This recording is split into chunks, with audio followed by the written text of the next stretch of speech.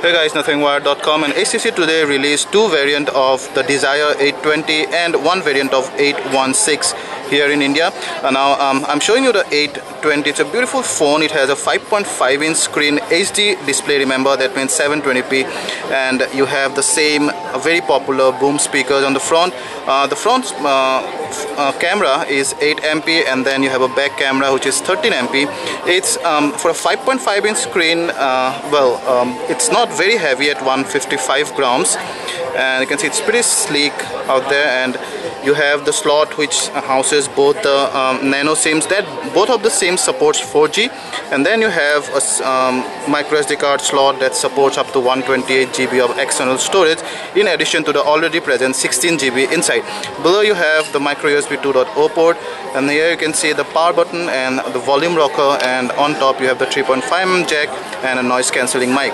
So behind you have the beautifully decorated 13MP camera accompanied by an LED flash, your HTC branding here. So the phone certainly looks beautiful and not very heavy for a 5.5-inch screen phone, and but then you can see the front side attracts a lot of fingerprints, so very glossy front. However, the back side has this nice rubber matte finish that would give it a good hold, and at the same time won't attract as much fingerprints and greases as the front would. So now specs wise, there are two variants as I told you before.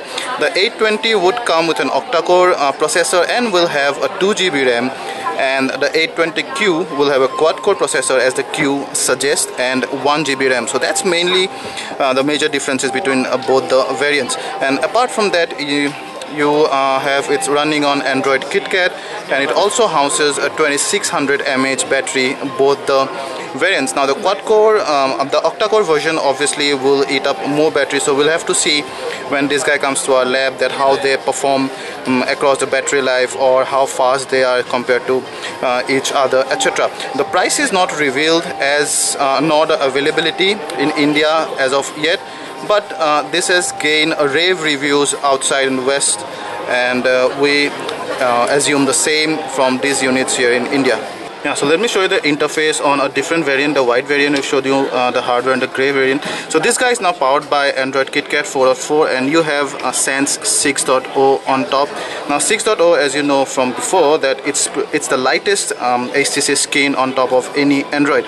Now it's brilliant as always, and you have the typical Blinkfeed on the left side, and then you have your notification bar, your quick function toggle bar out there.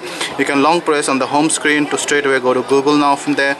And then you have your recent apps stuff. You can do away with all those just by swiping up, or you can click this to do away with all. You can also do a pinch in to add more home screens, and then you can long press the widgets and drag them to your home pages to add those. You can also customize Blinkfeed in a various way, like you can use your keywords, or you can use the preloaded content or RSS feed to get updated informations while scrolling down Blinkfeed. And then you have a very big dialer out here, pretty good, pretty usual really, but the big screen really makes it cool using all the features and apps on this phone.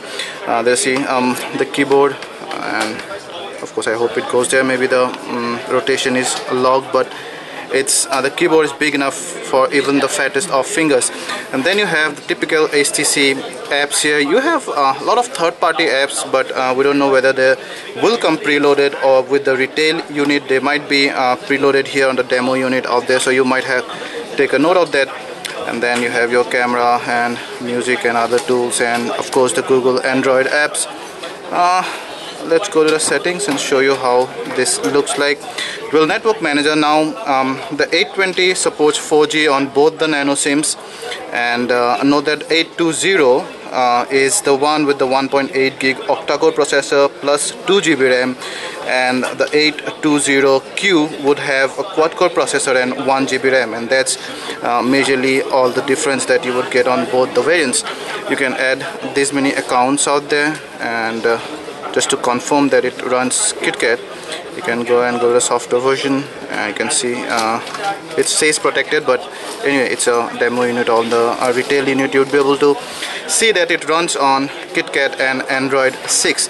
Let's go ahead and quickly show you some of the apps out there. Of course, you have the 30-second highlights and those beautifully laid out albums and photos that can be sorted according to your timeline and albums or a location. You can go to any one of those, and then you see you can edit them. You can also share them by various means. You can batch share them, of course cannot batch edit them. Now I'm going to show you one of the tricks that I've learned from the champion here. So you can go, you can edit here, and there are effects like for example face fusion, and this is quite interesting actually. Now what it does is you can add another face from somewhere. Let's say I'm gonna add this guy's, who doesn't look as beautiful as the earlier model that we have here. However, when we have both the faces here, I can simply drag and see the transformation on the face of the model. It gets transformed somewhat to this guy. This is a cool, fun way of editing a picture. There are some cool, nifty editing tactics that we'll show you in details when this guy comes to our lab for full review. Apart from that, let's check out the 13MP camera now. So it's by default went to the front camera. You can just swipe down to go to the back camera. There's a 13MP camera. You have camera and then selfies, of course, the front, and then there's something called as a photo booth, which actually takes 4 photos. Like for example, one. So it takes 4 photos in different directions,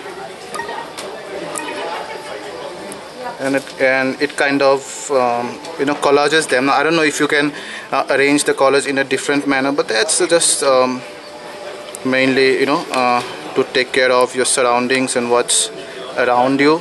Take photos of those. Cool. It's pretty fast, almost negligible lag.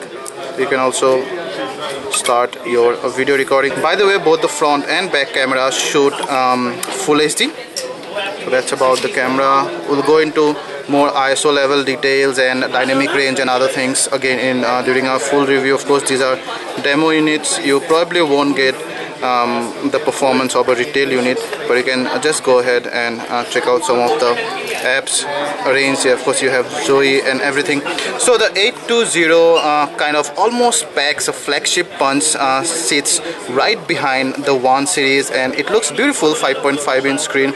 The availability and the pricing is non-known yet, but it's priced close to about $500 in the West, so we assume that's going to be priced between 30-35k Indian rupees when it arrives here late this fall. So this is nothingwire.com, and that's the 820 and 820Q. They both look identical except the RAM and the processor. Thank you.